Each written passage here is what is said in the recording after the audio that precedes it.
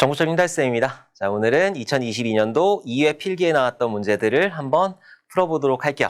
자, 이제 기출문 해설 특강은 끝이죠. 2회로 끝이 아마 날 거예요. 왜냐하면 CBT 형태로 바뀌기 때문에 너무너무 아쉽지만은 어쩔 수 없이 이제 공개되는 문제가 없기 때문에 좀 아마 끝이 나지 않을까. 그래도 제가 이제 시험 보러 가잖아요. 시험 보러 가가지고 좋은 문제들이 있으면 쭉쭉 끄집어내가지고 그런 것들 여러분들한테 설명을 드리도록 할게요. 어쨌든 2022년도 2회 필기 제가 이거를 조금 미리 설명을 드렸어야 되는데 정말 조금 아쉬운 게 있었어요. 왜냐하면 1회 실기 시험에서 많이 나왔거든. 그러니까 여러분들 그 2회 실기 대비하시는 분들 꼭 들어주셨으면 좋겠습니다. 자, 그러면은 5과목 있으니까 첫 번째 과목 소프트웨어 설계 쪽 문제들을 한번 풀어보도록 할게요. 2022년도 2회 필기 같은 경우에는 굉장히 큰 특징이 있었죠. 원래는 1과목부터 5과목까지 이렇게 존재를 하는데 보통은 1, 2, 3과목은 어느 정도 평이에요. 자, 그리고 4과목하고 5과목에서 얘는 지옥문이 열리기 시작하고 얘는 지옥이라고 그랬잖아요. 근데 이번에 반대예요. 반대로 1과목하고 2과목이 지옥이었어요. 근데 이걸 곰곰이 생각을 해보면 왜 그랬을까? 이제 공단에서는 문제를 이제 사용자들한테 공개를 하지 않잖아요. 수험생들한테. 그러니까 나 이런 어려운 문제도 있어. 그러니까 너네들 앞으로 조금 더 대비를 해야 돼. 라는 목적으로 아마 이렇게 어렵게 출제를 하지 않았을까라는 생각을 하고 있어요. 그러니까 여러분들 그 3회 대비하시는 분들 좀 많은 문제를 풀어보셨으면 좋겠어요. CBT 형태로 바뀌잖아요. 자, CBT 형태 같은 경우에는 이제 복불복이에요. 복불복. 진짜 내가 시험 본 그 시험에서 쉬운 문제가 출제가 될 수도 있고 굉장히 어려운 문제가 출제가 될 수 있기 때문에 좀 복불복인 시험이니까 많은 문제를 좀 풀어주셨으면 좋겠어요. 자, 그리고 CBT 형태인데 그럼 계산하는 문제 어떻게 해야 돼요? 연습지 달라고 그러셔야 돼요. 들어가자마자 연습지 달라고 그래가지고 막 중간에 막 하지 마시고 연습지 달라고 그래가지고 꼭 연습지에다가 뭐 프로그래밍 언어 같은 경우에 잘 해가지고 꼭 맞추셔야 된다. CBT로 바뀐다고 해가지고 쉬워지거나 이러지는 않을 거예요. 그래서 많은 문제들을 풀어보시면서 좀 그렇게 해주셨으면 좋겠어요. 지금 여기 설명 말고도 제가 예전에 2020년도 1, 2, 3회, 2021년도 1, 2, 3회 이런 것들 다 기출해설 특강 해놨으니까는 그런 것들 다 풀어보시고 들어가시면 좋고, 그리고 시간 조금 괜찮으신 분들은 2019년도, 2018년도, 2017년도 그 전자계산기 일반 빼고 그거 빼고 나머지 문제들 조금 많이 풀어보시면은 여러분들 시험에 굉장히 많은 도움이 되실 거예요. 자, 그러면은 들어가 보도록 할게요. 들어가기 전에 이거 뭐냐면은 오늘 아침이 아니 점심쯤에 이렇게 백과태 나왔더니 육개장이 이렇게 많이 옮겨. 원래는 10박스를 시켰는데 김치 사발면을 5개를 시키고 육개장 이거를 5개를 시켰단 말이에요. 근데 육개장이 9개가 왔어. 그리고 김치 사발면 하나만 온 거지. 화가 막 이렇게 났는데 그게 바꿀 수가 없어. 이거 가지고 내일 저희 동네에 보육원 있거든요. 거기다가 이제 기부하려고. 제 1000명 달성하면은 그 얘기 했잖아요. 그 유튜브에서 나오는 수익은 제가 좋은 데 쓰겠다고. 그래서 이거 사고 이제 돈 좀 있으니까 그 남은 거 이렇게 해가지고 드리려고요. 자, 어쨌든 내일 갔다 와서 또 다시 한번 말씀드릴게요. 자, 먼저 첫 번째 과목 소프트웨어 설계 쪽 문제들을 한번 풀어보도록 할게요. 되게 어려웠어요. 진짜 정말 엄청나게 어려웠다. 1번 UML 다이어그램 중 순차 다이어그램에 대한 설명으로 틀린 것은. 자, UML 다이어그램이라고 하는 거는 시험장 용으로만 외우시면 되는 거예요. 필기던 실기던 시험장 용으로만 외우시면 되는 거고, UML 다이어그램 같은 경우에는 정적 다이어그램하고 동적 다이어그램 이렇게 나눠지게 되는 거죠. 그래서 정적 다이어그램 같은 경우에는 클래스 다이어그램이나 배치 다이어그램이나 그런 거 컴포넌트 다이어그램이나 이런 것들 정적으로 있는 것들 이런 것들을 정적 다이어그램이라고 하는 거고, 동적 다이어그램 뭐 행위 다이어그램 똑같은 얘기예요. 자, 동적 다이어그램 같은 경우에는 그 정적인 것들이 움직이는 것들, 상태가 변화하는 것들, 이런 것들을 동적 다이어그램이라고 하는 거죠. 그래서 UML 같은 경우에는 객체 지향에서 설계를 할 때 그때 많이 쓰이게 돼요. 그래서 보통 많이 그리는 거는 실무에서도 클래스 다이어그램 그리고 유즈 케이스 다이어그램 그리고 뭐 순차 다이어그램까지는 잘 안 그리는데 보통 클래스 다이어그램하고 유즈 케이스 다이어그램은 그리게 된다. 어쨌든 순차 다이어그램에 대한 설명으로 틀린 것이라고 그랬어요. 순차 다이어그램에 대한 틀린 것 한번 찾아보면은 객체 간의 동적 상호작용을 시간 개념을 중심으로 모델링하는 것이다. 순차 다이어그램 같은 경우에는 이게 어떻게 움직이느냐, 어떻게 상태가 변하느냐, 시간에 따라서 어떻게 변화하느냐, 그거를 나타내는 게 순차 다이어그램이에요. 틀린 거 찾으라고 그랬으니까 얘는 맞다. 그죠? 자, 주로 시스템의 정적 측면을 모델링하기 위해 사용한다. 동적 다이어그램이요. 동적 다이어그램. 순차 다이어그램 같은 경우에 동적 다이어그램이에요. 유즈 케이스 다이어그램이나 이런 것들, 뭐 순차 다이어그램이나 뭔가 변화하고 있잖아요. 걔는 동적 다이어그램이지. 동적 측면을 모델링하기 위해 사용한 거기 때문에 틀린 것은 2번이 되는 거라. 그래서 1번의 정답은 2번이에요.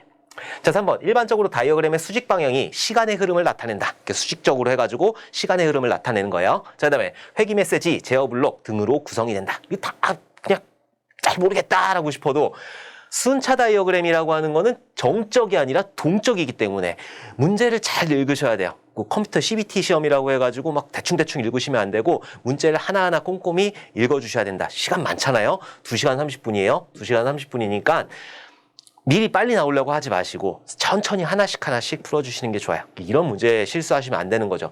정적이라고 그랬으니까. 오케이? 1번의 정답은 2번이 되는 거라. 자, 그럼 UML 구조적 다이어그램. 정적 다이어그램 요거 한번 보도록 할게요. 클래스 다이어그램, 컴포넌트 다이어그램, 객체 다이어그램, 컴포지트 구조 다이어그램, 배치 다이어그램, 패키지 다이어그램 이런 것들이 있다. 이런 것들 종류들 좀 알아두시고 특징들만 조금 알아두시면 될 것 같아요.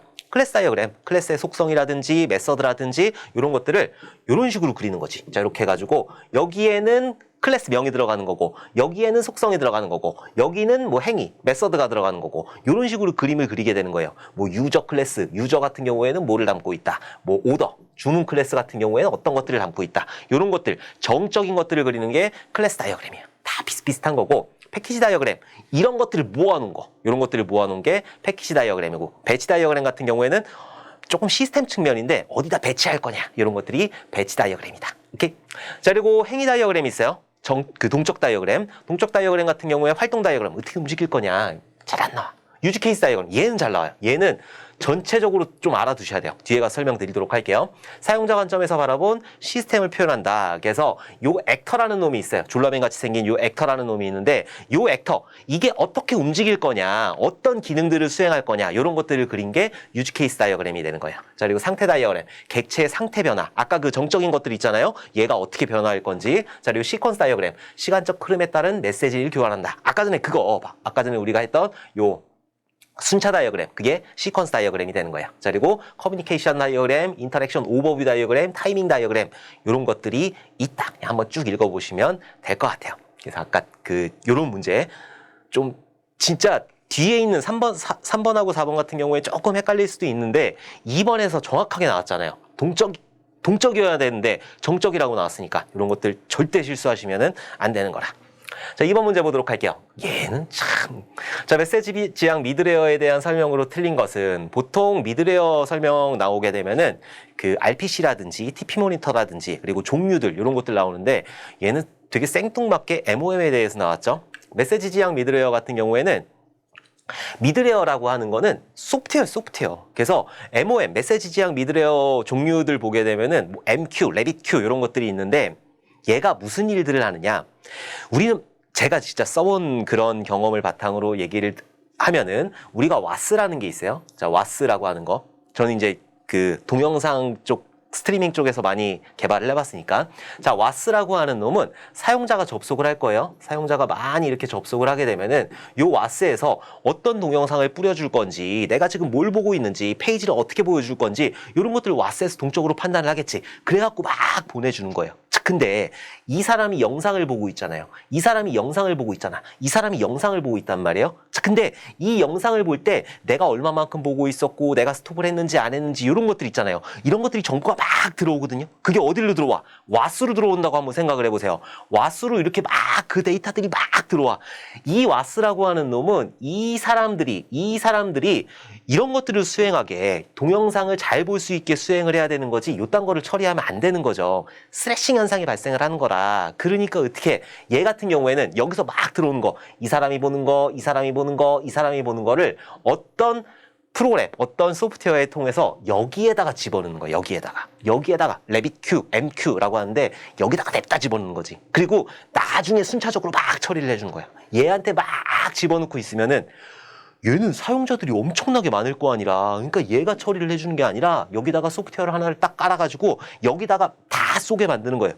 여기서 동영상 보고 있으면 여기 쏘게 만들고, 여기서 이렇게 쏘게 만들고, 여기서 이렇게 쏘게 만들고, 이런 식으로 여기다 모아뒀다가 나중에 시간 많다 그러면 순차적으로 처리하게 해주는 거, 그게 바로 메시지 지향 미드레어가 되는 거예요. 그러니까 여러분들이 뭔가 내가 지금 막 할 일이 있어. 누가 막 요청을 해. 나는 지금 막 열심히 뭔가를 하고 있는데 누가 막 나 뭐 좀 해줘, 뭐 좀 해줘, 뭐 좀 해줘 그러면은 야 메모지에다 써놔. 써놓고 막 여기다 붙여놓는 거야. 계속 붙여놓는 거야. 자 붙여놓고 내가 이거 끝났어. 그럼 하나씩 처리해 주는 거지. 자 그다음에 또 막 일을 해. 그러다가 끝났어. 그럼 또 하나씩 처리해 주는 거지. 그럼 막 일이 쌓이고 있는 것들을 나는 이거를 빨리 처리해야 되니까 그 쌓이고 있는 일들을 나중에 처리해 주는 거. 그때 쓰는 게 메시지 지향 미드웨어라고 하는 거예요.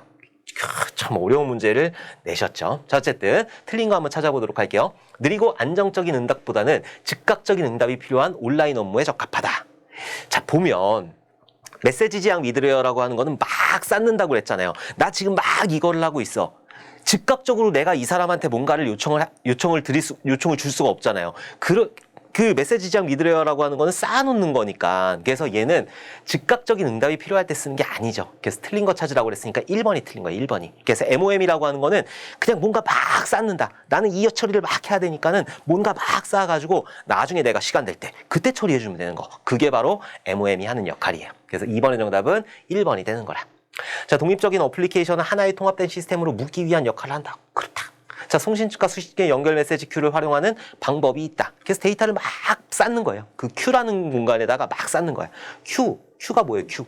우리가 그 이 과목에서 공부를 하지만은 스택이라는 게 있고 이것도 알아두셔야 돼. 스택이라는 게 있고 큐라는 게 있고 데크라는 게 있잖아요. 자, 스택이라고 하는 거는 막 쌓고 그 맨 마지막에 온 놈부터 이렇게 빠져나오는 거. 이게 스택이고 큐라고 하는 거는 먼저 들어온 놈 먼저 처리하는 거잖아요.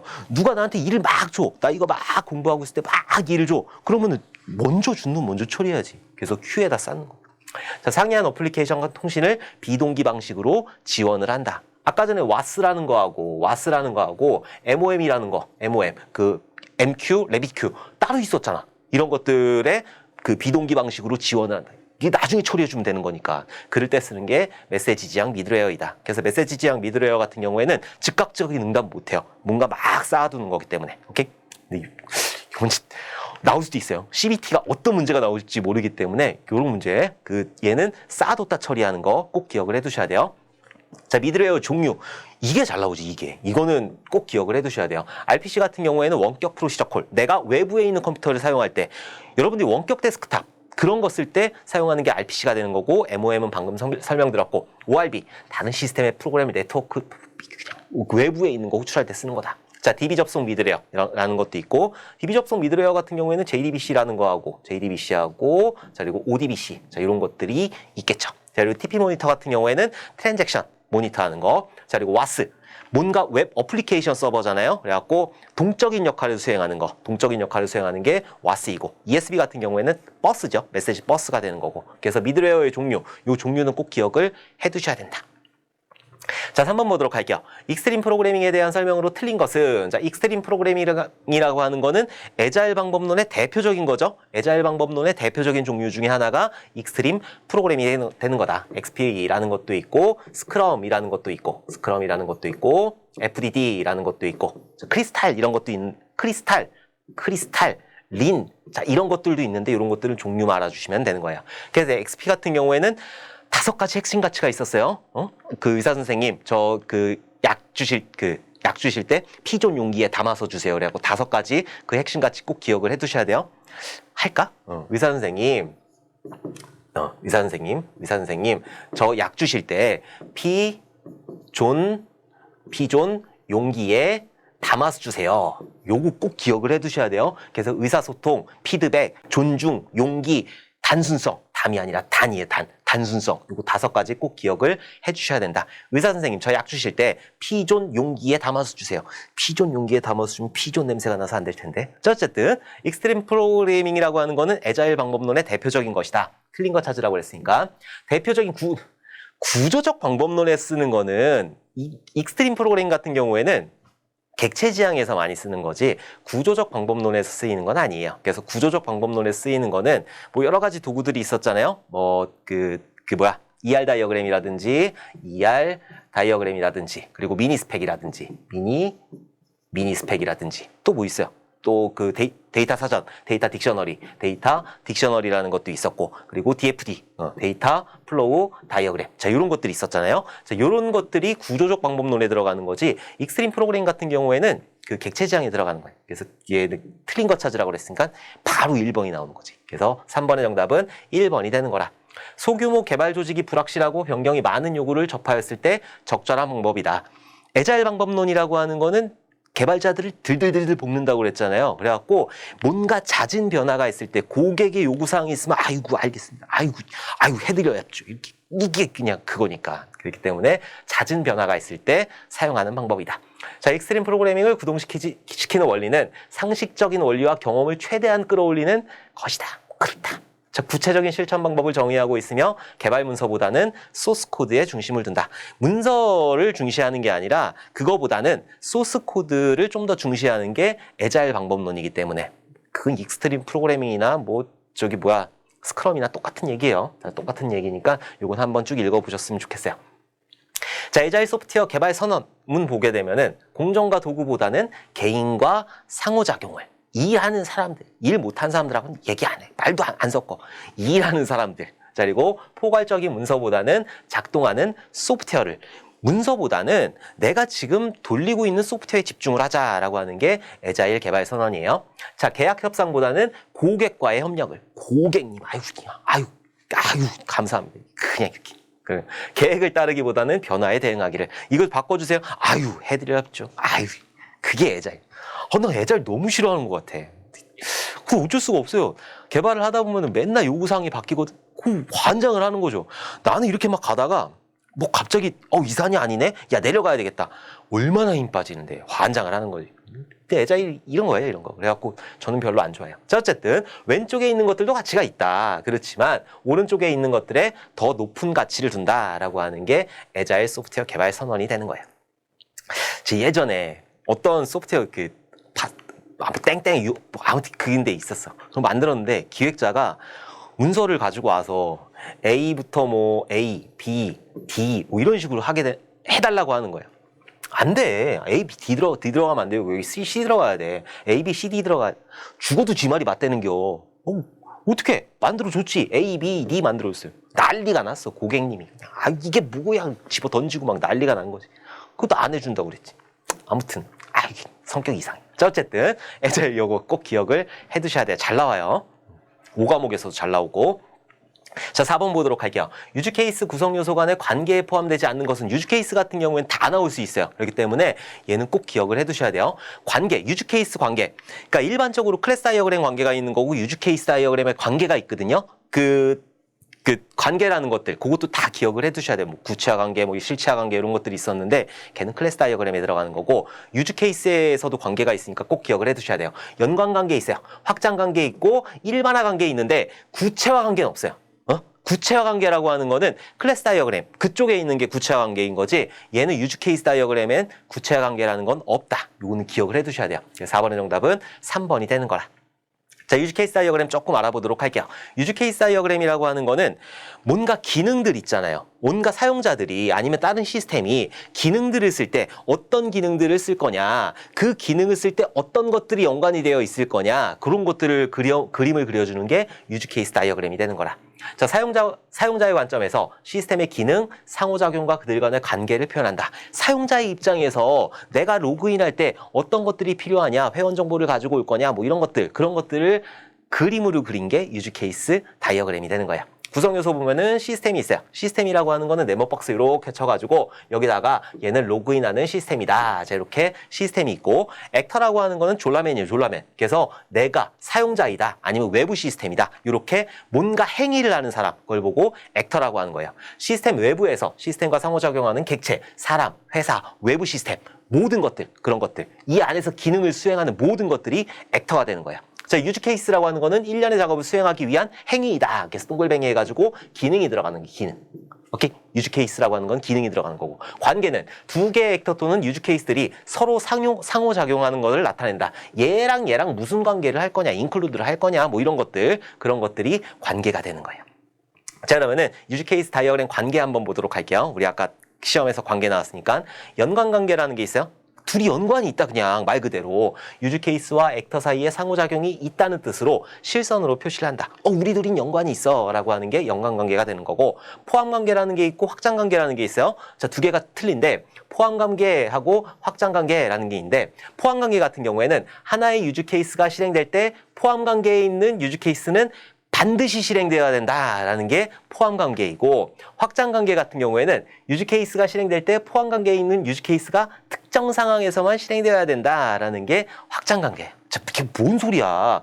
포함관계라는 거는 뭐냐면은 내가 게시판에 글을 써요. 내가 게시판에 이건 극단적인 예예요. 극단적인 예. 내가 게시판에 글을 써요. 자, 글을 쓰는 기능을 이렇게 수행을 하고 있단 말이에요. 유즈 케이스라는 걸 수행을 할 때 외부 입력이라고 했을 때 외부에서 뭔가를 땡겨온다고 했을 때 제목은 무조건 입력을 해야 돼. 제목은 무조건 입력을 해야 돼 라고 하는 게 포함관계가 되는 거고 확장관계 같은 경우에는 여기에 첨부 파일을 올릴 수도 있잖아요. 요 첨부 파일 같은 경우에는 안 넣어도 돼. 익스텐드 해가지고 안 넣어도 돼 라고 하는 게 확장관계가 되는 거예요. 오케이?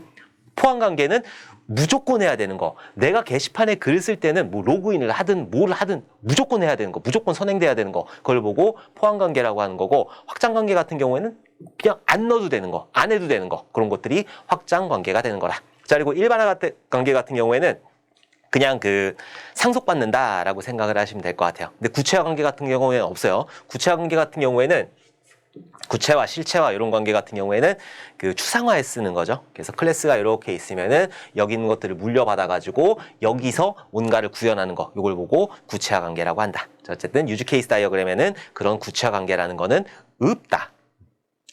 자, 이제 5번 문제 보도록 할게요.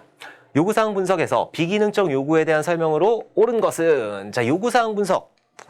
요구사항 분석이라고 하는 거는 고객의 머릿속에 있는 것들을 쭉쭉 끄집어내는 거죠. 그래서 요구공학이라는 게 있었어요. 자, 요구공학에서 순서도 나올 수 있어요. 그래서 도, 분, 명, 확 요거 꼭 기억을 해 두셔야 되는 거죠. 도, 분, 명, 확. 자, 이런 것들 꼭 기억을 해 두셔야 되는 거예요. 얘는 도출. 고객에 있는 머릿속에 있는 것들 다 끄집어내야 되니까 도출을 해야 되겠지. 자, 도출을 하는 거고 분석하고 그리고 그것들을 글로 써야 되겠죠. 자, 명세를 하는 거고 확인을 해야 되는 거고. 그래서 도분, 명확 요거 순서 나올 수 있으니까 꼭 기억을 해 두셔야 돼요. 자, 도출 같은 경우에 머릿속에서 있는 것들을 막 끄집어내는 거니까 인터뷰를 한다든지 아니면은 뭐 설문을 돌린다든지 옆에 가서 앉아서 본다든지 아니면은 워크숍 가가지고 소주 한 잔 마시면서 얘기를 한다든지 머릿속에 있는 것들을 다 끄집어내서 분석하는 거죠. 자, 분석하고 명세할 때 분석과 명세는 거의 비슷하다고 보시면 돼요. 명세, 분석하고 명세를 하면서 그림을 그리는 거죠. 그 그림 그리는 걸 뭐라고 그래요? 모델링이라고 하잖아요. 모델링이라는 거를 수행을 하게 된다. 그래서 여기서 많은 그림을 그리게 되잖아요. DFD를 그린다든지 미니스펙을 그린다든지 ER 다이어그램을 그린다든지 객체 지향이면은 UML을 그린다든지 이런 식으로 그림을 그리게 되는 거예요. 자, 그리고 이 모델링, 이 그림이 잘 그려졌는지 확인을 해야 되겠죠. 그래서 도분, 명, 확 꼭 기억을 해 두셔야 된다. 어쨌든 이 요구사항 분석에서 두 가지를 끄집어내야 돼요. 무슨 거를 두 가지를 끄집어내야 되냐? 기능적인 거하고 기능적인 측면하고 그리고 비기능적 측면이라는 거를 끄집어내야 된다. 비기능적 측면이라는 거를 끄집어내야 되는데 기능적 측면이라고 하는 거는 내가 만약에 요거를 만들 거야. 그러면은 얘를 눌렀을 때 뭐가 돼야 돼? 얘를 눌렀을 때 뭐가 돼야 돼? 이게 기능적 측면인 거고 비기능적 측면 같은 경우에는 얘를 눌렀을 때 0.0001초 만에 나와야 돼. 얘한테 보안이 아주 강화가 돼 있어야 돼. 얘는 아무나 누르면 안 돼. 이런 것들이 비기능적 측면이 되는 거예요. 기능적 측면이라고 하는 거는 내가 소프트웨어를 만들 때 이런 버튼을 눌렀을 때 어떤 기능들이 수행되느냐라고 하는 게 기능적 측면인 거고 비기능적 측면 같은 경우에는 뭔가 보안이라든지 아니면 성능이라든지 이런 것들에 대한 이슈가 비기능적 측면이 되는 거라. 자, 뭐 옳은 거 찾으라고 그래요. 옳은 거. 근데 맨날 강의를 하다 보면은 옳은 거, 틀린 거 이거 하다가 맨날 틀리더라고. 한 번씩 이렇게 체크를 해줘야지. 여러분들도 체크를 꼭 하셔야 돼요. 옳은 거 찾는지 틀린 거 찾는지. 자, 시스템의 처리량, 반응 시간 등의 성능 요구나 품질 요구는 비기능적 요구에 해당하지 않는다라고 했어요. 자, 시스템의 처리량, 반응 시간 등의 성능 요구, 성능이라든지 품질이라든지 보안이라든지 그런 것들은 비기능적 측면에 들어가는 거예요. 비기능적 측면. 비기능적 요구 사항에 해당하지 않는다라고 했으니까 얘는 거짓말이 되는 거죠. 얘는 비기능적 요구에 들어가는 거니까. 말이 아주 그냥 우리나라 말은 어려워. 자, 어쨌든 그래요. 얘는 아니에요. 자, 두 번째. 차량 대여 시스템이 제공하는 모든 화면이 3초 이내에 사용자에게 보여야 한다는 비기능적 요구이다. 비기능적 요구이다. 얘는 3초 이내에 사용자에게 보여줘야 한다라는 건 성능이잖아요. 성능이잖아요. 성능에 관련된 거기 때문에 비기능적 요구에 들어가는 거죠. 그죠? 말이 맞네. 얘는 성능에 관련된 거기 때문에 성능, 보안 이런 것들, 품질. 자, 이런 것들은 비기능적 요구에 들어가는 거기 때문에 비기능적 요구이다. 맞네. 그래서 5번의 정답은 2번이 되는 거라. 2번이. 자, 3번. 시스템 구축과 관련된 안전, 보안에 대한 요구사항들은 비기능적 요구에 해당하지 않는. 얘는 비기능적 요구에 해당하지 않는다. 비기능적 요구라니까. 비기능적 요구라고 하는 거는 성능, 보안, 품질 이런 것들에 대한 거기 때문에 않는다라고 했으니까 얘가 틀린 거지. 자, 금융 시스템은 조회, 인출, 입금, 송금의 기능이 있어야 한다는 비기능적 요구이다. 뭔가 기능이잖아요. 조회하는 기능, 인출하는 기능, 입금하는 기능, 송금하는 기능, 얘는 기능이란 말이야. 기능에 대한 뭔가 품질이라든지 뭐 보안이라든지 이런 게 아니기 때문에 비기능적 요구가 아니라 얘는 기능적 요구가 되는 거죠. 그래서 5번의 정답은 2번이 되는 거라. 오케이? 자, 6번 문제 보도록 할게요. 정보공학 방법론에서 데이터베이스 설계의 표현으로 사용하는 모델링 언어는 정보공학 방법론이라고 하는 건 별 여기서 의미가 없어요. 정보공학 방법론 같은 경우에는 뭐 회사에서 쓰는 거를 뭔가 만든다라고 하는 게 정보공학 방법론인데 얘는 그냥 여러분들 교재에 나와 있는 거, 교환에 나와 있는 거 그냥 한번 읽어보시면 되는 거고 여기서 중요한 건 데이터베이스 설계의 표현으로 사용되는 모델링 언어는 데이터베이스 설계할 때 그림 그리는 언어는 뭐냐? 하나밖에 없어요. ER 다이어그램. 그래서 얘 6번의 정답은 4번. ER 다이어그램이 되는 거라. 그래서 6번의 정답은 4번이에요. 이 데이터베이스 설계할 때 크레스 사이가 못 그려. 유지개 못 그려. 아무것도 뒤에 안 돼. 다 안 돼. 그냥 무조건 ER 다이어그램이 되는 거라. 자, ER 다이어그램 그리는 것도 알아두셔야 되는 거죠. 그래서 객체라는 거는 이렇게 네모 박스로 표시를 하는 거고 그리고 속성이라고 하는 건 이렇게 표시를 하는 거고 만약에 회원이다. 그럼 회원의 아이디 있는 거고 이름 있는 거고 등등등등 있는 거고 자, 그리고 회원하고 주문의 관계가 있다라고 했을 때는 이렇게 마름모로 표시를 해줘야 된다라는 게 ER 다이어그램이다.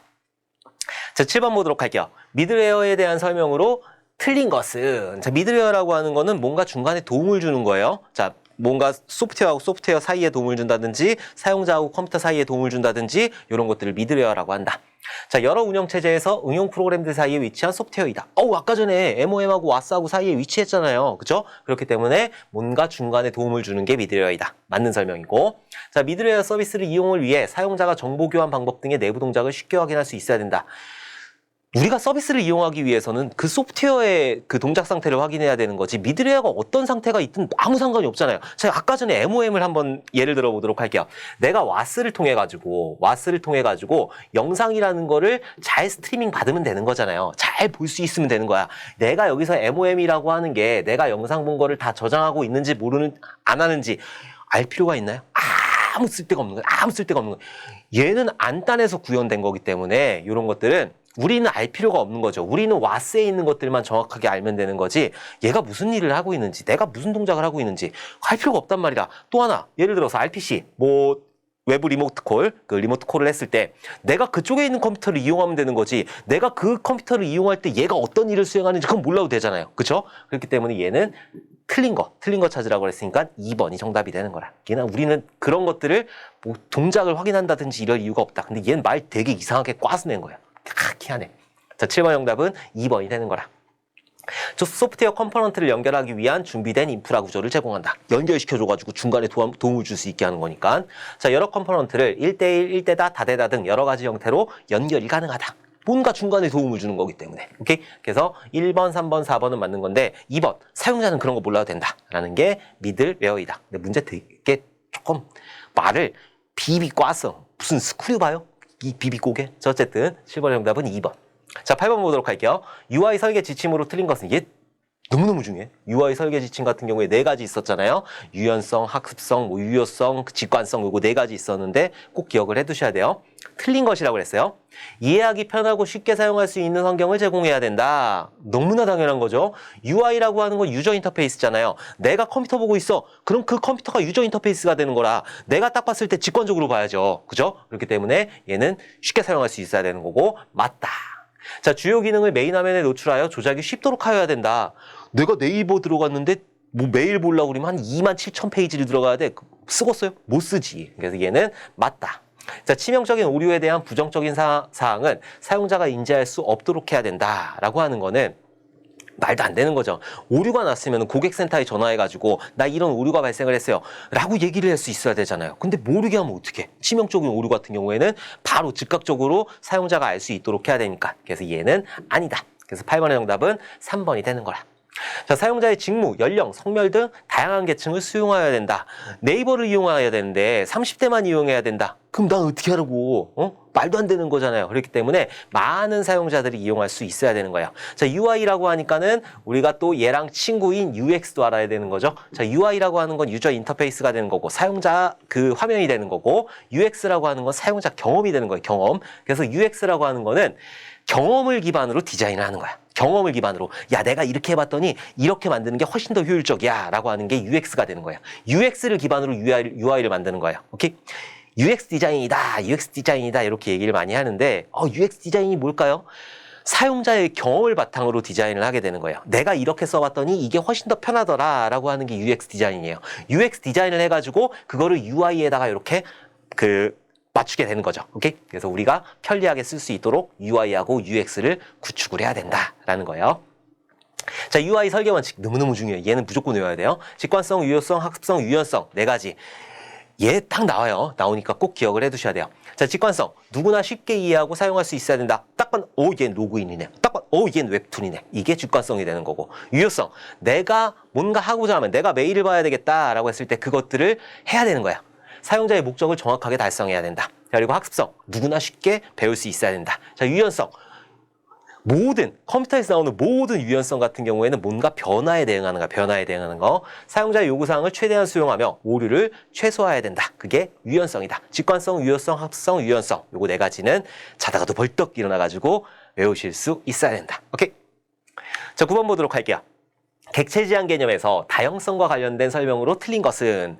자, 객체 지향 개념엔 되게 많은 것들이 있어요. 추상화라는 것도 있고, 다형성이라는 것도 있고, 상속, 또 뭐 있어? 캡슐화, 정보 은닉, 이런 것들이 있는데, 그 중에서 다형성이래요. 다형성이라고 하는 건 사실 추상화하고 관련된 건데, 다형성 같은 경우에는 두 가지가 있어요. 오버로딩이라는 게 있고, 자, 그리고 두 번째로 오버라이딩이라는 게 있어요.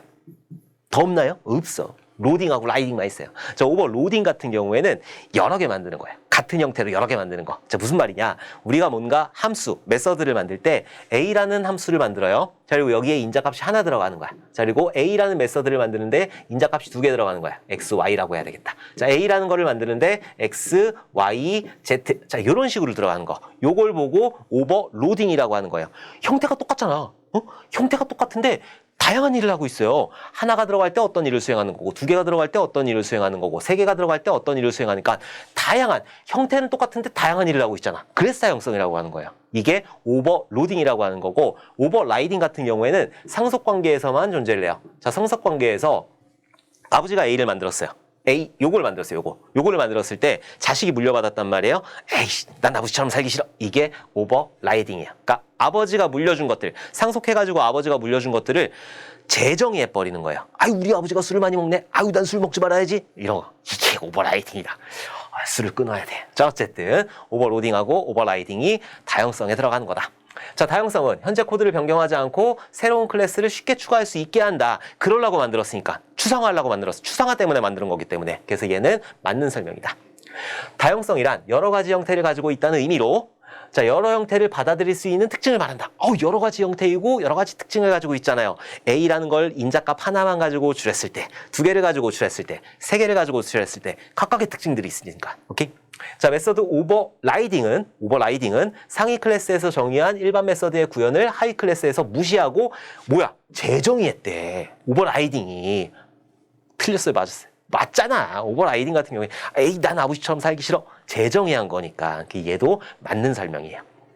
자, 메서드 오버로딩의 경우 매개 변수 타입은 동일하지만 메서드 명을 다르게 함으로써 구분할 수, 똑같은 소리야. 말도 안 되는 거지. 내가 아까 전에 메서드 명은 똑같다고 그랬잖아요. 메서드 명, A라는 메서드 명은 똑같은데 여기에 들어가는 매개 변수, 여기에 들어가는 인자값이 하나 있냐, 두 개 있냐, 아니면 여기가 인투구 더블이고 인투구 스트링이고 이런 식으로 매개 변수가 틀린 거, 그걸 보고 오버로딩이라고 한다. 로딩. 그래서 정확하게 틀린 건 4번인 거죠. 오케이? 그래서 9번의 정답은 4번이 되는 거라. 자, 객체지향 프로그래밍의 특징 해가지고 추상화라고 하는 거는 사실 다형성하고 연관이 있는 거예요. 추상화시키려고 만든 거야. 추상화시키려고. 자, 우리 캡슐화 싼 거죠. 뭔가 그 속성하고 연산하고 이런 것들을 싸가지고 외부에서 함부로 볼 수 없게 하는 거, 요거 달랑 뜯어 쓸 수 있게 하는 거, 그걸 보고 캡슐화, 인캡슐레이션이라고 한다. 상속, 아버지한테 내가 물려받는 거야. 그럼 나는 금수저가 되는 거지. 그게 상속이라는 거고, 다형성, 얘는 두 가지가 있었죠. 오버로딩이라는 게 있었고 오버라이딩이라는 게 있었다. 얘 개념 정확하게 알아두셔야 돼요. 왜? 프로그램 문제에서 나오니까. 자, 동적 바인딩. 동적 바인딩 같은 경우에는 사실 객체지향 프로그래밍의 특징이라고 보기에는 조금 어려워요. 동적 바인딩이라고 하는 거는 뭔가 형태를 그때그때 바꿀 수 있다라는 거. 그걸 보고 동적 바인딩이라고 한다. 근데 얘는 파이썬에서만 많이 나오지 그렇게 많이 쓰이진 않는다. 요거 네 가지는 꼭 기억을 해두셔야 돼. 오케이? 자, 10번 보도록 할게요. 소프트웨어 개발 영역을 결정하는 요소 중 다음 사항과 관계 있는 것은 한번 보도록 할게요. 소프트웨어에 의해 간접적으로 제어되는 장치와 소프트웨어를 실행하는 하드웨어이다. 뭔지 모르겠다. 자, 기존의 소프트웨어, 새로운 소프트웨어 연결해주는 소프트웨어이다. 자, 순서적 연산에 의해 소프트웨어를 실행하는 절차이다. 딱 보면은 뭔가 연결해주는 거잖아요. 연결해주는 건 뭐라고 그랬어요? 인터페이스라고 그랬지, 인터페이스. 그래서 10번의 정답은 4번, 인터페이스가 되는 거야. 그래서 10번의 정답은 인터페이스가 된다. 뭔가 두 개를 연결하고 있다라고 했을 때는 인터페이스가 되는 거예요. 그 인터페이스라고 하니까는 우리가 뭔가 구축을 할 때, 인터페이스 구축을 할 때 네 가지가 있었잖아요. 네 가지. EAI 구축할 때, EAI 구축할 때 네 가지가 있었잖아요. 이것도 꼭 기억을 해두셔야 돼요. 포인트 투 포인트가 있었고, 허브 앤 스포크가 있었고, 자, 그리고 메시지 버스라는 것도 있었고, 하이브리드. 자, 이런 것들도 있었다. 이거 잘 나오니까 이거 꼭 기억을 해두셔야 돼요. 이런 것들도 알아야지. 여러분들 시험, CBT 시험에는 어떤 문제가 나올지 모르기 때문에 이런 것들도 꼭 기억을 해두셔야 되는 거예요. 너무너무 잘 나오니까. EAI 구축 유형들. 다 인터페이스예요. 포인트 투 포인트, 이 컴퓨터하고 연결했다. 허브 앤 스포크. 중간에 뭔가 서버를 뒀다. 메시지 버스를 통해서 이동을 한다. 요 두 개를 합쳤다. 하이브리드. 인터페이스잖아, 인터페이스. 뭔가 서로 접점을 만드는 거, 서로 연결시켜주는 거, 그걸 보고 인터페이스라고 한다. 인터페이스는 함수하고 호출했잖아요. 걔도 인터페이스가 되는 거라. 오케이? 그래서 어쨌든 10번의 정답은 4번이 되는 거죠. 자, 11번 보도록 할게요. 객체에 대한 설명으로 틀린 것은, 객체라고 하는 거는 말 그대로 내가 보고 있는 유형, 무형의 것들을 뭔가 컴퓨터에서 구현할 수 있도록 만든 게 객체가 되는 거죠. 자, 틀린 거 한번 찾아보도록 할게요. 객체는 상태, 동작, 고유식별자를 가진 모든 것이라고 할 수 있다. 유형, 무형의 그런 상태, 동작, 고유식별자, 상태, 내가 지금 기분이 나쁜지 기분이 좋은지, 내가 지금 밥을 먹었는지 안 먹었는지, 내가 졸린지 안 졸린지, 이런 상태라든지 내가 움직이는 것들, 동작이 있는 거고, 이응직이야, 8003 어쩌고 저쩌고 해가지고 고유식별자 이런 것들 있잖아요. 그걸 객체라고 하는 거지. 유형, 무형의 모든 것들이니까. 자, 객체는 공통 속성을 공유하는 클래스들의 집합이다. 공통 속성을 공유하는 클래스들의 집합 같은 경우에는 추상화를 구현을 하는 거죠. 그렇기 때문에 얘는 객체라고 하는 거는 이것들 객체들을 묶어가지고 만드는 거지, 공통 속성을 공유하는 클래스들의 집합은 얘는 그냥 추상화에 관련된 설명이에요. 추상화에 관련된 설명. 틀린 거 찾으라고 그랬으니까 2번이다. 자, 객체는 필요한 자료 구조와 이에 수행되는 함수들을 가진 하나의 독립적인 존재이다. 나라는 존재는 눈도 있고 이름도 있고 코도 있고 입도 있고 등등등등 여러 가지가 있어. 그리고 나는 먹고 자고 그런 것도 하고 싸고 그런 것도 하고, 자, 그런 것들 한다. 그런 것들을 묶어놨다. 하나의 독립된 존재이다. 맞잖아요. 그죠? 얘도 맞는 거고. 객체의 상태는 속성값에 의해 정의된다. 내가 속성을 가지고 있잖아요. 객체라고 하는 거는 두 가지가 있어요. 멤버 변수라는 게 있고, 멤버 변수라고 하는 게 있고, 메서드라고 하는 게 있어요. 메서드. 그래서 멤버 변수 같은 경우에는 내가 가지고 있는 고유한 값이에요. 그 메서드라고 하는 거는 여기에 있는 고유한 값, 상태값을 변경시켜 줄 수 있는 게 메서드이다. 객체의 상태는 속성값에 의해, 여기 있는 속성값에 의해 정의된다. 그냥 그렇다라고 알아두시면 돼요. 그래서 객체를 정의할 때는 이런 식으로 클래스를 정의하게 되는 거야. 클래스 다이어그램이 되는 거지.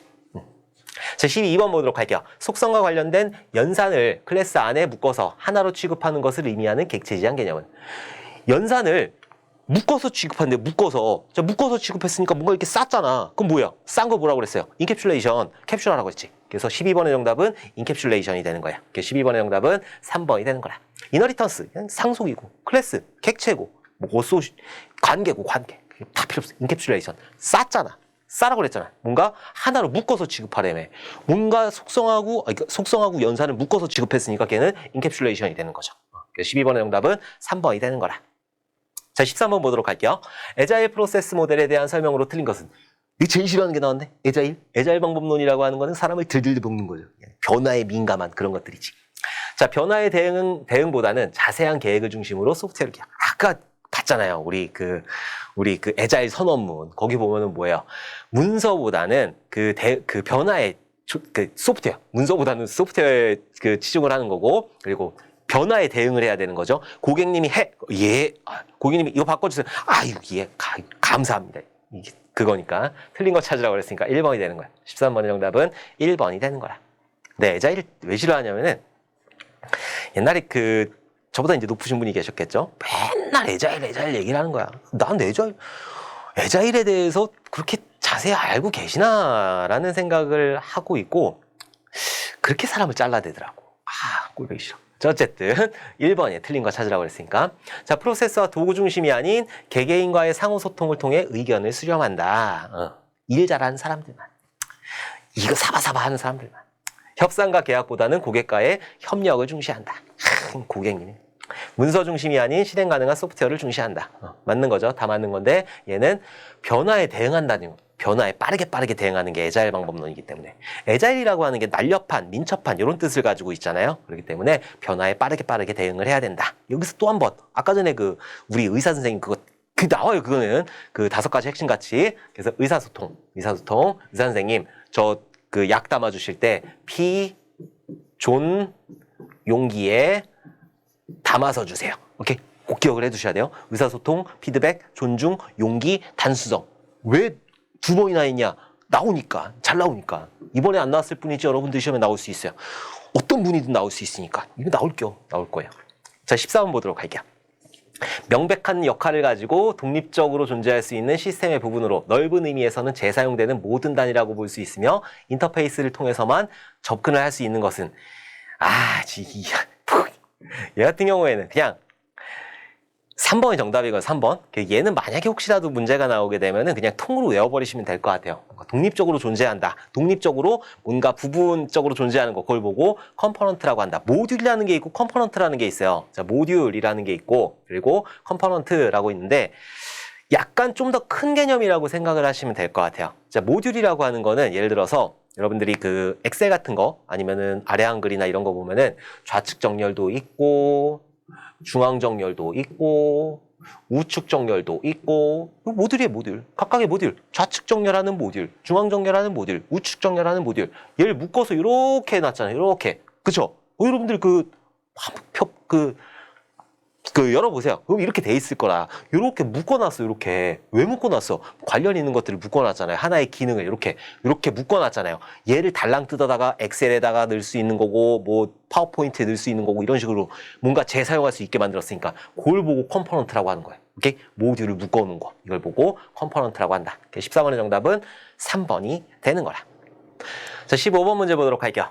GOF 디자인 패턴을 생성구조, 행동 패턴의 세 그룹으로 분류할 때 구조 패턴이 아닌 것은 GOF의 디자인 패턴 왜 안 나오나 했다. 자, 디자인 패턴이라고 하는 거는 실기에서는 나오긴 나오는데 막 매번 출제가 되는 개념은 아니에요. 20문제밖에 안 나오니까. 근데 필기 같은 경우에는 매번 출제가 되죠. 그래서 디자인 패턴하고 아까 전에 했던 UML 다이어그램들 이런 것들 시험용으로만 알아두시면 되는 거예요. 뭐 여러분들 혹시라도 실무에 나가신다고 해도 디자인 패턴, 뭐 이번에는 싱글톱 패턴으로 하자, 이번에는 어댑터 패턴을 적용해야 된다, 옵저버 패턴 꼭 써야 된다, 이거 안 나와. 이런 거 안 써요. 그냥 하다 보면 자연적으로 되는 거지 그런 것들 해라라고 나오지 않기 때문에 시험용으로만 진짜 전전날 이때만 그때 시험장에서 기억날 수 있을 정도로만 좀 공부를 해주셨으면 좋겠어요. 자, 어쨌든 디자인 패턴에서 나올 수 있는 거 요거 나올 수 있어요. 생성 패턴하고 구조 패턴하고 행위 패턴, 행동 패턴이나 행위 패턴이나 똑같은 말이고 디자인 패턴의 분류가 아닌 것은 이렇게 나올 수도 있으니까 생성 패턴, 구조 패턴, 행위 패턴 이렇게 세 가지가 있다. 자, 생성 패턴에 어떤 것들이 여러 가지가 있고 뭐 싱글톤 패턴, 팩토리 패턴, 뭐 어브스트랙트 팩토리 패턴, 빌더 패턴 여러 가지가 있어요. 그게 생성 패턴에 들어가는 거고 구조 패턴 같은 경우에는 데코레이터 뭐 이런 것도 있는 거고 어댑터 패턴 뭐 이런 것들 프록시 패턴 이런 것들도 있다. 행동 패턴 같은 경우에는 옵저버 패턴이라든지 이터레이터 패턴이라든지 이런 것들이 있는데 시험용으로만 알아두시면 된다고요. 시험용으로만. 개발자들도 그거 다 못 외워요. 그러니까 시험용으로만 알아두시면 된다. 어쨌든 문제에서는 구조 패턴이 아닌 것은 했어요. 어댑터 패턴 같은 경우에는 어댑터 아시죠? 110V, 220V 그거 어댑터라고 하잖아요. 뭔가 구조적으로 이렇게 묶었잖아. 그러니까 어댑터 패턴은 구조 패턴이 맞아요. 자, 브릿지 패턴 같은 경우에는 다리잖아, 다리. 구조적으로 이렇게 연결시켜버렸잖아. 그러니까 얘는 맞아요. 자, 빌더 패턴. 빌더는 뭐예요? 뭔가 만드는 거죠. 만드는 거야. 만드는 거 같은 경우에 생성 패턴에 들어가는 거죠. 만드는 거는 생성 패턴에 들어가는 거예요. 오케이? 그래서 얘는 생성 패턴이 되는 거예요. 그래서 15번의 정답은 3번이야. 자, 프록시 패턴. 뭔가 앞단에 두는 거. 그걸 보고 프록시 패턴이라고 한다. 15번의 정답은 3번이다. 자, 디자인 패턴의 구성 보게 되면 디자인 패턴이라고 하는 거는 옛날에 그 GOF 그 4명이 깽단이 야 이렇게 만들면 객체지향에서 구조 쪽 프로그램에서 안 써요. 객체지향 프로그램에서 쓰는 거예요. 내가 이렇게 객체를 생성할 때 이렇게 했더니 훨씬 더 효율적이야. 내가 이렇게 구조를 만들었더니 훨씬 더 효율적으로 움직이고 있어. 다 추상화 개념이야. 다 추상화 개념. 다 추상화하고 뭐 상속받고 어쩌고저쩌고 해가지고 다 추상화 개념인데 이렇게 하면은 좀 더 효율적으로 프로그램을 짤 수 있어 라고 가이드를 제시해 준 거, 샘플 코드를 제시해 준 거, 이걸 보고 디자인 패턴이라고 한다. 그래서 디자인 패턴은 뭐 패턴 이름, 이게 무슨 옵저버 패턴인지 싱글톱 패턴인지 패턴 이름이 있어야 되겠죠. 그리고 문제 및 배경, 해결 방안, 사례, 결과, 샘플 코드 이런 것들이 구성이 되어 있다. 한번 쭉 보시면 되는 거고. 그리고 생성 패턴에는 팩토리 메서드 패턴, 싱글톱 패턴, 어브스트랙트 팩토리 패턴, 빌더 패턴, 프로토타입 패턴 이런 것들이 있다. 특징들도 한번 조금 기억을 해두시는 게 좋아요. 정말로 시험장용으로만 여기다가 팩토리 패턴은 어쩌고저쩌고 싱글톱 패턴은 뭐 하나의 인스턴스만 허용을 한다. 뭐 이런 것들 있잖아요. 이런 것들 쭉 적어가지고 시험장용으로만 사용을 하시면 된다. 그 다음에 구조 패턴 같은 경우에는 뭔가 두 개를 엮어버린겨. 그래갖고 어댑터 패턴, 브릿지 패턴, 컴포지트, 데코레이터, 뭐 퍼샤드, 플라이웨이트, 프락시 이런 것들이 있다. 자행위 패턴, 뭔가 움직이는 것들. 움직일 때 어떻게 해야지 객체가 잘 효율적으로 움직이느냐. 많다. 뭐 이터레이터도 있고, 뭐 인터프리터도 있고, 커맨드도 있고, 여기서 옵저버도 있고, 비지터도 있고 이런 것들이 있다. 그래서 이런 것들 전체적으로 그 종류들 좀 기억을 해두셔야 돼요. 종류 나오면은 그나마 조금 쉽게 나오는 거고 조금 어렵게 나온다라고 하면은 특징까지 나오니까는 특징들도 시험용으로만 조금 기억을 해두시면 좋을 것 같아요. 막 계속 외울 이유는 없어요. 안 쓰여. 자, 16번. 쓰이긴 쓰여. 쓰이긴 쓰이는데 이렇게 함부로 말하면 안 되는데 쓰이긴 쓰이는데 이게 나중에 자연적으로 되는 거지 이것들을 막 가지고 막 되게 막 공부를 하거나 이러진 않아요. 그러니까는 그냥 시험용으로만 알아두시면 될 것 같아요. 자, 16번.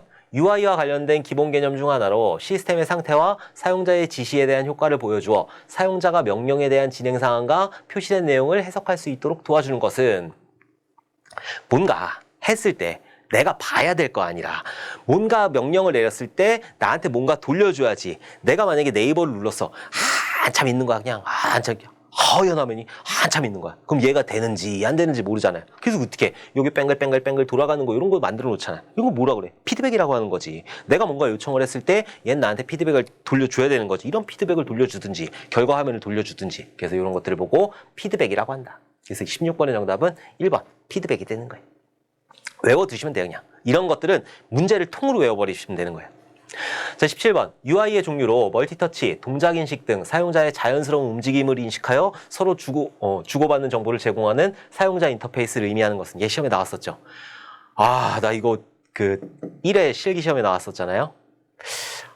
이거 틀리신 분이 보면은 욕하세요. 그냥. 이거 미리미리 좀 했어야 되는데 원래 제가 그 시험 기출해설 할 때 시험 며칠 앞두고 하거든요. 근데 원래 보통 시험이 어떻게 되냐면은 1회 필기 보고 1회 실기 보고 2회 필기 보고 2회 실기 보고 이런 식으로 진행이 되는데 얘가 이렇게 들어왔어요.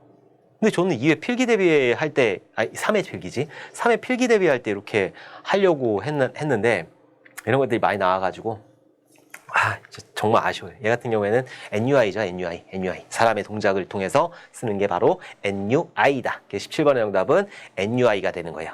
유저 인터페이스 같은 경우에는 뭐 여러 가지가 있죠. 뭐 CUI라든지 CLI 똑같아요. CLI나 CUI나 똑같고 GUI라는 것도 있고 AUI도 있죠. 이런 것들도 있다. CUI, CLI 캐릭터 유저 인터페이스 글자로 치는 거예요. 도스 화면 같은 거. CLI 똑같아요. 커맨드 라인 인터페이스. 그 도스, 그러니까 화면에서 치는 거, 이걸 보고 그 CUI, CLI라고 하는 거고, GUI 같은 경우에는 여러분들이 보는 윈도우 그걸 보고 GUI라고 하는 거고, AUI 같은 경우에는 음성으로 보는 거고, NUI 사람의 동작 요거를 보는 게 NUI다. 17번의 정답은 3번. 오케이. 자, 18번 보도록 할게요. 소프트웨어 모델링과 관련한 설명으로 틀린 것은? 자, 모델링 뭐예요? 모델링 어려운 거 아니에요. 자, 모델링이라고 하는 거는 그림 그리는 거다. 그림 그리는 거. 뭔가 이해하기 쉽도록 개발자고 기획자고 디자이너하고 현업하고 있어요. 그럼 그 사람들끼리 막 회의를 해야 될 거 아니라, 그럼 개발자는 여기서 빵상빵상빵상 거리고 있고 기획자는 저기서 빵상빵상빵상 거리고 있고, 그럼 서로 막 대화가 안 돼. 막 서로 막 피 터지게 싸우고 그러는 거지. 그러니까 어떻게 그림을 그리는 거죠. 서로 이해할 수 있는 그림을 그리는 거지. 졸라맨을 그려가지고 요 졸라맨이 어떤 일을 수행하고 또 어떤 일을 수행하고, 이 구조 안에는 어떤 것들이 들어가고, 이런 것들을 그림으로 그리는 거라. 그걸 보고 뭐라고 한다? 모델링이라고 한다. 모델링이라고 하는 게 어려운 게 아니라, 모델링도 그렇고 아키텍처도 그렇잖아요. 아키텍처도 구조예요. 그래서 시스템 아키텍처라는 게 있고 소프트웨어 아키텍처 똑같네. 시스템 아키텍처라는 거 있고 소프트웨어 아키텍처가 있는데, 시스템 아키텍처라고 하는 거는 컴퓨터 어떻게 구성했니? 이게 시스템 아키텍처인 거고, 소프트웨어 아키텍처 같은 경우에는 그 안에 있는 구조가 어떻게 되니? 소프트웨어 구조가 어떻게 되니? 그게 소프트웨어 아키텍처잖아요. 그러니까 전체적인 구조라고 생각을 하시면 되는 거죠. 그러니까 컴퓨터 용어가 몇 번 듣다 보면은 조금 익숙해지실 거예요. 그래서 제가 실기 강의를 들으실 때 많이 그 권장을 해드리는 게, 빨리 한번 들으시라. 일단 본강 빨리 들으시고 마무리 특강을 여러 번 돌려가지고 머릿속에 익숙해져야 되는 거예요. 모델링. 책에서 뭐 모델링이 뭐지? 모델. 나중에 모델 아무짝에도 쓸모없는 게 자격증이 되는 거예요. 제가 자격증 강의를 하면서 좀 쓸모있는 자격증 만들자고 그랬잖아요. 그래서 모델링이라고 그림이다. 얼마나 쉬워. 아키텍처, 구조이다. 얼마나 쉬워요. 그렇게 공부를 해주셨으면 좋겠어요. 어떤 책을 가지고 공부를 하시던 좀 쉽게 공부를 하시는 게 여러분들 실기까지 도움이 되실 거다. 어쨌든 틀린 거 찾으라고 그랬으니까. 자, 모델링 작업의 결과물은 다른 모델링 작업에 영향을 줄 수 없다. 모델링이라고 하는 거는 서로 연관이 있는 거잖아요. 내가 어떤 소프트웨어를 만들 거예요. 내가 어떤 소프트웨어를 만들 때 ER 다이어그램을 그렸어요. ER 다이어그램을 그렸으면 얘도 모델링이 되는 거잖아요. DFD라는 걸 그렸어요. 데이터 플로우 다이어그램을 그렸으면 얘도 모델링이 된단 말이에요. UML이라고 할게요. UML을 그렸어. 얘도 마찬가지로 모델링, 그림이란 말이에요. 얘가 얘한테 연관을 줄 수 있는 거고 얘가 얘한테 연관을 줄 수도 있는 거예요. ER 다이어그램을 보고 데이터가 어떤 데이터가 나오는지, 그 안에 있는 요소들이 어떻게 나오는지, 이런 것들을 확인할 수 있잖아. 그러니까 모델링 작업의 결과물은 다른 모델링에 영향을 줄 수가 당연히 있다라는 거지. 얘는 한 장만 그리고 끝나는 게 아니니까. 그렇죠? 그렇기 때문에 틀린 것은 1번이 되는 거야. 그래서 18번의 정답은 1번이 되는 거라. 자, 구조적 방법론에서는 DFD 등을 사용하여 요구사항의 결과를 표현한다. 데이터 플로우 다이어그램. 그래서 데이터가 어떻게 흘러가는지 그림 그리는 것도 기억해 두셔야 돼요. 많이 나와 있으니까. 자, 객체지향 방법론에서는 UML 표기법을 사용한다. 그래서 그림을 그린다. 자, 소프트웨어 모델을 사용할 경우 개발된 소프트웨어에 대한 이해도 및 이해 당사자 간의 의사소통 향상에 도움이 된다. 서로 빵상빵상 그리고 머리끄댕이 잡고 그러는 게 아니라 이 그림을 보면서 이 졸라맨이 어떤 일을 수행합니다. 그러면 그렇구나. 이게 되는 거지. 그죠? 그렇기 때문에 얘도 맞는 설명이다. 다른 모델링에 당연히 영향을 주게 되는 거죠. 뭐 소프트웨어 하나 만들 때는 모든 것들이 다 영향을 주게 되는 거니까. 18번의 정답은 1번. 요거는 제가 한번 가지고 와봤어요. 얘 잘 나오니까 꼭 기억을 해두셔야 돼요. 이번 시험에 안 나왔어요. 근데 여러분들 시험에 나올 수 있으니까. 나올 거라 믿어 의심치 않아. 나와요. 자, 객체지향 분석 방법론에 보게 되면은 여러 가지가 있는데, 럼바우 방법, 얘가 제일 잘 나오죠. 그래서 얘는 격동기예요, 격동기. 객체 모델링, 동적 모델링, 기능 모델링, 격동기. 요 꼭 기억을 해두시고, 객체 모델링을 하게 되면은 객체 다이어그램이 나와요. 동적 모델링을 하게 되면은 상태 다이어그램이 나오는 거고, 자, 그리고 기능 모델링은 DFD가 나오게 되는 거예요. 요거 꼭 기억을 해두셔야 돼요. 요거 자다가도 벌떡 일어나가지고, 야, 럼바우 방법이 뭐야? 격동기, 객체 다이어그램, 객체 모델, 동적 모델, 기능 모델. 뭐 나와? 객체 다이어그램, 상태 다이어그램, DFD 이런 것들 나온다. 자, 그다음 부치 방법론 같은 경우에는 딴 거 다 필요 없어. 미시적, 거시적 나오면은 그냥 부치예요. 딴 거 필요 없고. 미시적, 거시적, 부치. 자, 제콥스는 유즈 케이스를 사용한다라고 하면 제콥슨이에요. 자, 그리고 코드와 요든 같은 경우에는 ER 다이어그램을 이용한다라고 하면 코드와 요든이에요. 그리고 위르스 브록 같은 경우에는 거의 안 나오는데 얘는 분석하고 설계 간의 구분이 없다라고 했을 때 위르스 브룩이라고 한다. 그래서 요거 잘 나와요. 요거 제일 잘 나오는 럼바우는 그냥 아주 그냥 필기구 실기구 막론하지 않고 어디서든지 출제가 될 수 있는 게 럼바우이기 때문에 격동기 꼭 기억을 해두셔야 돼요. 이번 시험에 안 나와가지고 혹시라도 해가지고 가지고 와봤어요. 자, 19번 보도록 할게요. 유즈 케이스 다이어그램에 관련된 내용으로 틀린 것은? 이번 시험에 유즈 케이스 다이어그램 굉장히 많이 나왔죠? 중요하다는 거예요. 유즈 케이스 다이어그램하고 클래스 다이어그램 같은 경우에는 되게 중요해요. 자, 틀린 거 한번 찾아보도록 할게요. 자, 시스템과 상호작용하는 외부 시스템은 액터로 파악해서는 안 된다. 액터라고 하는 거는 졸라맨이잖아요. 이 졸라맨을 보고 액터라고 하는데 이 액터는 사용자가 될 수도 있는 거고 시스템이 될 수도 있는 거예요. 왜? 외부 시스템에서 어떤 기능을 수행할 수도 있는 거잖아요. 외부에 있는 시스템, 외부에 있는 뭐 A라는 회사에 있는 시스템이 우리 회사에 있는 기능들을 수행할 수 있는 거기 때문에 걔는 졸라맨으로 표현할 수가 있는 거죠. 걔도 액터가 될 수 있는 거기 때문에 걔도 하나의 사용자가 될 수 있는 거기 때문에 오케이? 그렇기 때문에 틀린 거 찾으라고 그랬으니까 바로 1번이 되는 거죠. 바로 1번이 정답이 되는 거라. 자, 유즈 케이스는 사용자 측면에서 요구사항으로 사용자가 원하는 목표를 달성하기 위해 수행할 내용을 기술한다. 기능을 기술한다. 어렵게 써놨는데 사용자가 원하는 그 목표를 달성하기 위해서 기능을 기술하는 거, 그걸 보고 유즈 케이스 다이어그램이라고 한다. 자, 시스템 액터는 다른 프로젝트에서 이미 개발되어 사용되고 있으며 본 시스템과 데이터를 주고받는 등 서로 연동되는 시스템. 그렇다. 한번 읽어보시면 돼요. 자, 액터가 인식할 수 없는 시스템 내부의 기능을 하나의 유즈 케이스로 파악해서는 안 된다. 뭐 딴 것들은 다 그냥 조금 애매한 3번, 4번 조금 애매하긴 해요. 애매하긴 한데 명확하게 아니잖아. 시스템이라고 하는 것도 하나의 뭔가 기능을 수행하는 단위가 되는 거기 때문에 걔가 액터가 될 수가 있다라는 거. 유즈 케이스 다이어그램 잘 나오니까는 아까 전에 설명드렸던 거 뭐 포항관계라든지 이런 것들, 그런 것들도 꼭 기억을 해두셔야 돼요. 자, 20번 보도록 할게요. 소프트웨어 아키텍처 모델 중 MVC와 관련된 설명으로 틀린 것은?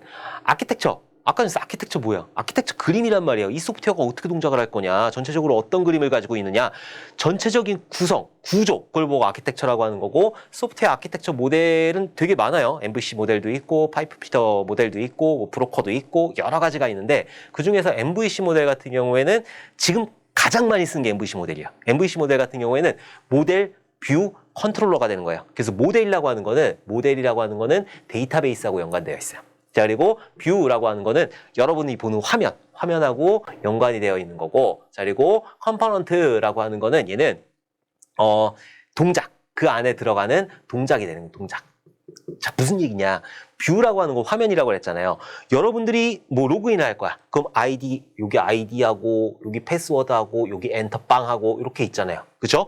요거를 보고 뷰 화면이라고 하는 거, 요걸 뷰라고 하는 거고, 여기서 내가 엔터를 빵 때렸어요. 그럼 어떻게 돼? 서버로 날아가겠죠. 서버로 쭉쭉쭉쭉 날아가가지고 거기서 뭔가 동작을 할 거 아니라 와스에서 뭔가 동작을 할 거예요. 그게 컨트롤러예요, 컨트롤러. 자, 컨트롤러가 되는 거고, 모델이라고 하는 거는 여기에 입력한 아이디 패스워드가 데이터베이스에 있냐, 이런 것들을 보는 거.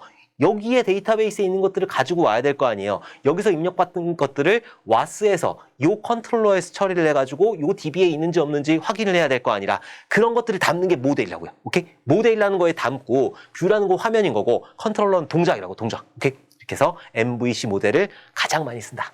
틀린 거 찾으라고 그랬어요. 틀린 거. 자, MVC 모델은 사용자 인터페이스를 담당하는 계층의 응집도를 높일 수 있고 여러 개의 다른 UI를 만들어 그 사이의 결합도를 낮출 수가 있다. 일단 응집도를 높여야 되는 거고 결합도를 낮춰야 되는 거니까 얘는 맞는 설명이야. 얘는 맞는 설명이고, MVC 모델 뷰라는 건 되게 많잖아요. 여러 화면이 있을 거 아니라 이런 로그인 화면도 있고 뭐 회원가입 화면도 있고 말 되게 이상하게 써놨는데 어쨌든 맞는 거예요. 많은 UI를 만들어낼 수가 있다. 자, 모델은 뷰와 제어 사이에서 전달자 역할을 하며 뷰마다 모델 서브 시스템이 각각 하나씩 연결된다. 제어, 컨트롤러가 모델하고 뷰하고 사이에서 뭔가 역할을 하게 되는 거지. 모델이라고 하는 건 데이터 덩어리야, 덩어리. 아무 일도 수행하지 않아. 그냥 데이터만 왔다 갔다 하는 거지. 그게 모델이란 말이에요. 그래서 여러분들 뭐 공부를 하셨겠지만은 VO라든지 아니면은 DTO였죠. DTO라든지 이런 것들이 모델하고 연관되어 있는 거예요. 그냥 데이터만 가지고 오는 거, 그걸 보고 모델이라고 하는 거지 얘가 중간자 역할을 하거나 그러지는 않는다. 그래서 틀린 거 찾으라고 그랬으니까 2번이 틀린 거가 된다. 뭔가 중간에서 역할을 하는 거는 컨트롤러예요, 컨트롤러. 이거 뷰마다 각각 하나씩 연결된다? 없어, 그런 거. 뷰마다 왜 연결돼? 아니. 자, 뷰는 모델에 있는 데이터를 사용자 인터페이스에 보이는 역할을 담당을 한다. 뷰라고 하는 게 그거니까 여러분들 보는 화면 그걸 보고 뷰라고 하는 거니까. 자, 제어는 모델 명령을 보냄으로써 모델의 상태를 변경할 수가 있다. 데이터베이스의 상태를 변경하는 거. 그거는 컨트롤러가 하는 역할이죠. 제어가 하는 역할. 만약에 사용자가 여러분들이 회원가입을 했어요. 회원가입을 하게 되면은 그 데이터베이스에 저장을 해야 될 거 아니라 이 데이터베이스가 있으면은 여기 컨트롤러가 있으면은 화면이 있을 거 아니에요? 여기 뷰가 있고, 자, 뷰가 있으면은 이 뷰에서 회원가입한 정보를 컨트롤러로 넘겼죠. 그럼 여기에서 뭔가 이렇게 덩어리 만들어가지고, 이 모델을 만들어가지고 여기다 집어넣잖아요. 이 데이터베이스에 집어넣기 때문에 그 제어, 컨트롤러가 하는 역할이 이런 것들, 중간에서 뭔가 모든 것들을 처리해주는 게 컨트롤러가 하는 역할이다. 오케이? 자, 그래서 정답은 그렇고, 아키텍처 패턴 종류들 보도록 할게요. 계층화 패턴. 그래서 그 트리 형태로 되어 있는 게 계층화 패턴이라고 하는 거죠. 클라이언트 서버 패턴 그리고 마스터 슬레이브 패턴 두 개 비슷해요. 클라이언트 서버 패턴하고 마스터 슬레이브 패턴하고 두 개는 똑같은 구조예요. 여기에 뭔가 중간에 서버가 있는 거고 여기에 클라이언트들이 이렇게 붙어 있는 거. 자, 요걸 보고 클라이언트 서버 패턴이라고도 하고 마스터 슬레이브 패턴이라고도 해요. 차이점이 뭐냐? 클라이언트 서버 패턴 같은 경우에는 얘가 생각을 해. 얘가 생각을 하는 거예요. 여러분들이 지금 쓰고 있는 거, 인터넷을 하고 있다라고 하는 거는 클라이언트 서버 패턴이에요. 내가 만약에 웹툰 보고 싶어 라고 하면은 내가 서버에다가 야, 나 웹툰 좀 줘 라고 요청을 할 거예요. 그럼 여기서는 HTML이라는 문서를 전달한다고 그랬죠? 자, HTML이라는 문서를 이렇게 전달하면은 여러분들 컴퓨터에서 그 브라우저에서 막 해석을 해. HTML을 막 해석을 해. 해석을 해가지고 여러분들이 예쁘게 볼 수 있게 해주잖아요. 얘가 지금 생각을 하고 있어. 이걸 보고 클라이언트 서버 패턴이라고 하는 거고 마스터 슬레이브 패턴 똑같은 구조예요. 똑같은 구조인데 얘는 생각을 안 해. 얘는 그냥 입력값을 넘겨요. 그럼 얘가 다 처리해줘. 2라는 값을 처리해줘. 그리고 나서 2라는 값을 여기다 출력만 하게 되는 거예요. 그게 마스터 슬레이브 패턴이다. 자, 파이프 필터 패턴 같은 경우에는 파이프로 쭉 연결돼 있어요. 그래서 뭔가 일 처리를 쭉쭉쭉쭉쭉 처리하는 거. 그걸 보고 파이프 필터 패턴이라고 하는 거고 브로커 패턴 같은 경우에는 중간에 뭔가 도와주는 거. 그걸 보고 브로커 패턴이라고 한다. 피어 투 피어 패턴. 나랑 얘랑 직접적으로 연결되어 있는 거. 자, 그리고 이벤트 버스 패턴. 버스를 통해서 연결한다. 자, 그리고 모델 뷰 컨트롤러 패턴. 얘가 잘 쓰이는 거. 모델 뷰 컨트롤러 패턴이 있다. 이것도 꼭 기억을 해 두셔야 돼요. 4+1뷰라는 것도 있어요. 4+1뷰. 뭐 책에서 많이 보셨을 테니까는 4+1뷰 이런 것들도 꼭 기억을 해 두셔야 돼요. 뭐 개발 관점이 있고 뭐 배치 관점이 있고 논리 관점이 있고 구형 관점 이런 것들 있잖아요. 그 중간에 유즈 케이스 다이어그램이 한다. 이런 것들 4+1뷰도 꼭 기억을 해 두셔야 된다. 자, 이렇게 해서 우리 첫 번째 과목에 있는 20문제들을 한번 쭉 풀어봤어요. 시간이 조금 길어진 것 같은데 앞단에 설명을 너무 많이 해가지고 길어진 것 같은데 제가 이번 그 2회 필기 같은 경우에 설명을 좀 길게 한 거는 앞으로 CBT 형태 같은 경우에는 어떤 문제가 출제가 될지 몰라요. 그렇기 때문에 제가 여러 개, 다른 개념들까지 같이 갖고 오느냐고 조금 설명이 길어졌어요. 조금 양해를 부탁드리고 여러분들이 그 3회 대비하시는 분들 꼭 시험에 합격을 하셔가지고 저한테 좋은 소식을 들려주셨으면 좋겠습니다. 자, 그리고 여러분들 공부를 하시다가 공부 많이 하셨잖아요. 공부하시고 시험을 보셨을 때 생뚱맞은 문제들이 있잖아요. 그런 것들은 저 카페 오셔가지고 조금 남겨주셨으면은 제가 나중에 조금 활용할 때 도움이 많이 될 거예요. 그래서 조금 도와주셨으면 좋겠습니다. 실기 보시는 분들도 한 번씩 꼭 봐주셨으면 좋겠어요. 실기에서 나오니까. 자, 이번 시간도 여러분들 너무너무 고생 많으셨고 우리 다음 시간에 웃는 얼굴로 다시 뵙도록 하겠습니다. 감사합니다.